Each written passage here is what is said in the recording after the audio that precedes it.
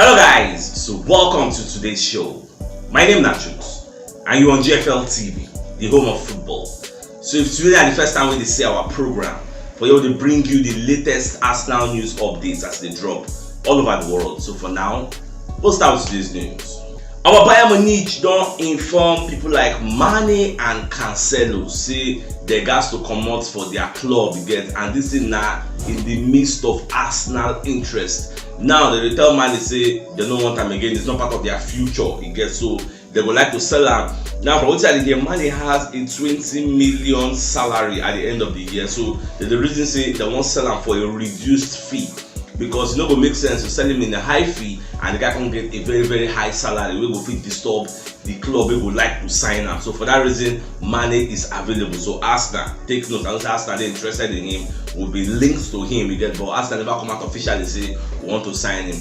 Another player on the books is Cancelo. So Tuchel don't let him know say he doesn't have a place in their team for next season, so he will go back to his parents' club, which is Man City. And mind you, be Tuchel bring him in the first place. Now Nagelsmann will be the former Bayern Munich coach. So that one I bring him in for that one plan, and they can start that one bring in Tuchel. So Tuchel said we want like bring his own players so go fit to your own philosophy. So Cancelo know the for part of his plans, and Cancelo know the part of Pep plans until the disagreements we then get. Pep know they like that, so they challenge in authority. So for that reason, Pep said go on sell him. So Cancelo is available for a sale. They are calling £61.5 million. So Arsenal, I know say they say Arteta they linked to Cancelo like to sign him. So I never know how it will end. We'll just see what will happen at the end of the season. Transfer window is going to open officially, I think June 13. Now it will open. So we'll just see what's going to sub from then on. Alright, away from that, so for those who know they are aware, so Granit Xhaka, a 31-year-old player in Arsenal, is set to join Bayer Leverkusen at the end of the season. So Fabrizio Romano and I break him yesterday, said the guy is close to accepting personal terms, and Bayer Leverkusen and Arsenal they for advanced negotiation for a 15 million euros fee. So that is what's going to happen. So every indication, every sign, symbols, everything they show say at the end of the season, Granit Xhaka is going to join Bayer Leverkusen. So for those who don't, they say, hey, yeah, we'll go miss it. Now, so supposed to be, he's 31. We are looking at the future. We are looking at a Moses Casado, Declan Rice. These are part of the people we are looking at to replace people like Granit Xhaka that are outgoing. In fact, nobody they go. There are so many players we will leave this Arsenal, because, like I told you before, we are entering phase 4. It is not everybody you see in this. What we just finished in our phase 3. It is not everybody you see in this phase 3 that will enter phase 4. I even use the Moses analogy when I say it is not everybody that sees the promised land that will enter the promised land, just like Moses. Moses did not enter after seeing it. So that's the same analogy I'm giving with Arsenal. Always remember that Arsenal is like a barracks. Soldier come, soldier go, barracks remain. So let's just see how everything will end at the end of the season. Alright, Vincent Kompany also don't come outside the talk say in the reason to sign Sambi Lokonga, make that one join them for Burnley, because Burnley will come into the EPL this season, so they want to make a good showing. And the guy they use the same philosophy of play way Arteta they use and we Pep they use, because he learn work from Guardiola hand also. So I don't know whether Lokonga will join, because Lokonga is part of the names or the reason say we wanted them to find their square root. So myself I did very happy. There's some players who say then they Arsenal list now. They are not good enough for title challenge. They are good enough to take you to top 4. And they've done their job. So the next phase. See, in the future, the way me I see Arsenal, I don't know about now, but the way me I see top 4 is nothing. It's nothing. It should be a norm. Whether we play well in the season, whether we don't play well, we should still get top 4. It should not be something that will be hail, the praise get. For now, we can praise it because for the past 6-7 years we've not gotten it. But now that we've gotten it, and now we'll be signing main players. After signing those players, top 4 should be a thing of a norm. Whether you play well or you don't play well, you should still get it. That's the way me I'm seeing it. So we'll just watch. I believe saying that the way we acted ourselves and the Gaspar and Richard Garlic will see him too. So let's continue. Alright, so we're going to say Arsenal Chiefs. They set to sell 11 players in the first team, 11 first team fringe players. That's why they tell that talk say, you don't play that they read my mind, because me I know say most of these players in Arsenal they are average players. Why they tell now? Now some people with the vex, I don't know they talk like that. It is just the mere fact they're just good enough to take us to the Champions League, to qualify for top 4, but they are not good enough to go the extra mile. So the Daily Mail, when they let us know, say there are 11 players we asked them to sell. They even list the name of the players and say we can read them out to now. And some of the players include Kylian Tierney, Smith Rowe, Folari Balogun, Rob Holding, Estimate Niles, Lokonga, Nuno Tavares, Cedric Suarez, even Reece Nelson, although that one's having contract will expire at the end of the season, and Eddie Nketiah. These are players they call fringe players. Arsenal first 11 fringe players. Get they Arsenal they really say they need to do away with some of these players because it would be hard to sell all of them at once. But at least a majority of these kind of people need to find their square root. Pablo Mari already leave, if not, in for the part of this list. So these are the things you are talking about. Look at this kind of players. They shouldn't, under normal circumstances, be playing for a big team like Arsenal. They should be playing for maybe Wolves. All those guys, Crystal Palace, Everton. Now they're supposed to play, but this is the situation we find ourselves because we've not been spending money for a long time because we just start to spend money. So by the time we go back, no worry, by the time we buy some kind of players for this transfer window, you go to vex, say, almost see people they come in, look at the things we used to have. Even then you know this list step. I'm expecting Elneny to be part of this list. So let's just see how everything will end at the end of the day.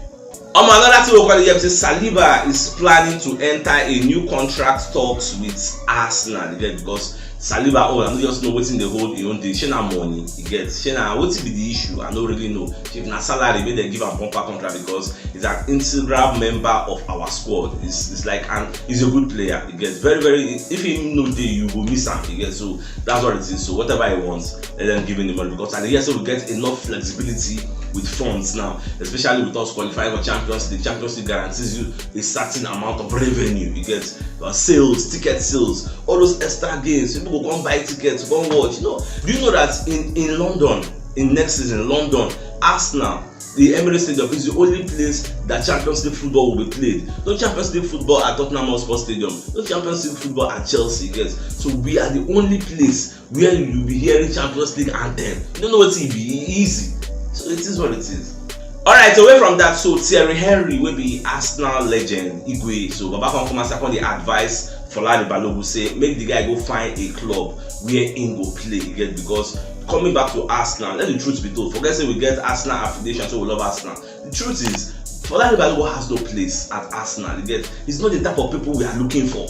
That's just the truth. You may not like to hear it, but it's just the truth. And Henry said they reiterate the same thing. They say, look for a club where you will play week in, week out. Instead of coming to Arsenal, staying on the bench and stunting your growth.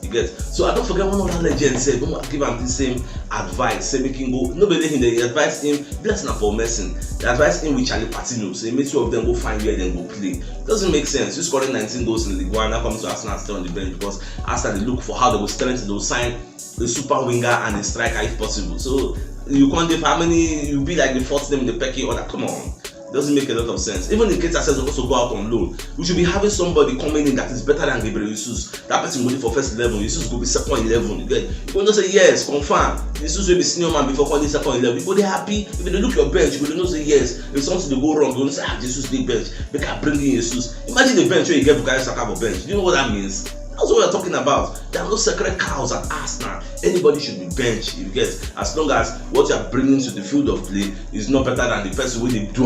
That's my own take. I don't know what you want to think. Alright, so caught offside, maybe one of our monitoring spirits. They don't come and second link Arsenal to Ike Gundogan. You get, Ike Gundogan is a 33-year-old Manchester City midfielder. So the guy they come out for this season, back at the reason now, so they won't sign him. Now some Arsenal fans also get the opinion, say make Arsenal go get him. But for me, personally, now at this point, I can't read so many reports about Ike Gundogan. Some ideas going to enter my head. Initially, I be say, maybe the guy will make sense. But looking at his age, 33 years old, is he the kind of player we'll be looking for his age? Instead of signing him, why not for younger players? Sergej Milinkovic-Savic, so Declan Rice, all those kind of people. Now, what's me the reason? Because Ike Gundogan and Yuri Tillemans, they all did the same cup of tea. Now, so then they. So I don't know how they see all those things. Do you think we should be going for a 33-year-old Ike Gundogan? Can he thrive in Arsenal setup? These are the questions. Should you be signing a player that will come and just play 1 year and that's the end? I don't know. Let me know your thoughts for the comment section.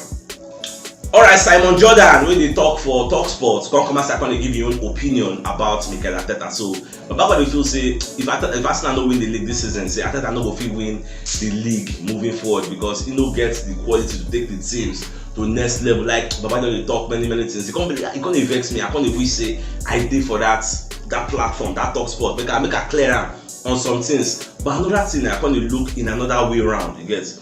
I can't happy say now people are not talking about Arsenal with top 4. They are talking about us in winning the league. You get? Like they put Arsenal name with winning the league conversation. Something they say never happened in the last 6-7 years. You get? Now this time around, because of Arteta, this time Arteta will say he doesn't have what it takes to take you to the next level. People are putting Arteta's name, Arsenal's name in a title conversation. When was the last time they did that? That alone is progress. That alone, say they put us for title winning conversation. Say Arsenal will win the league, Arsenal will win the league. That alone, if you look at the psychology, that alone, you're going to boost your morale. Say yes, we are part of the elites now. We are back. Get? That's what it means. That's what it means. I saw it. Get? So it is what it is. Now, in partner for the show, talks about Jim White. They talk like that. Arteta is a very, very good manager. So Arteta brought this team from nothing. Okay, look at the resources where Arteta gets. Look at the resources where Man City gets. Look at the resources where Manchester United get. Look at the resources where Chelsea get. Do you think Arteta doing what he did is easy? And this brings me back to the question where I say I will ask our community.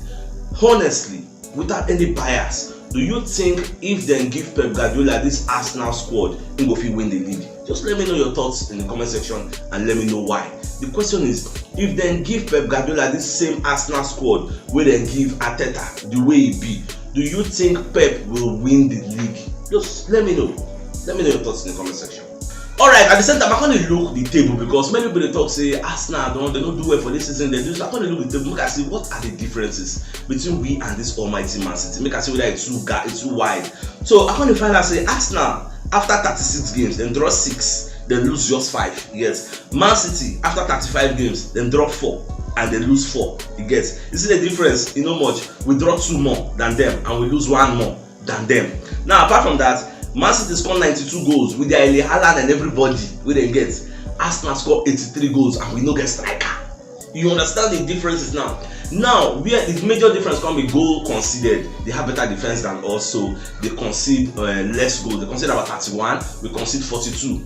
Right now, Man City and Newcastle are the best defense in the league because Man City don't concede 31, Newcastle don't concede 31. You get? So these are the statistics, these are the facts, and facts can be disputed. At the end of the day, you can't tell me Arsenal had a bad season because look at the stats with the resources, the meager resources we have. Come on, cut the team some slack. Yeah, that's why I'm not too late disappointed because they tried all their best and their best was not enough. So it is what it is. So my dear Arsenal lovers, if you know what yesterday, you should take the top left corner of the screen. You'll see the thumbnail. Click on so that you get all Arsenal updates as they drop all over the world. So start signing out. Enjoy the rest of your day. I came out.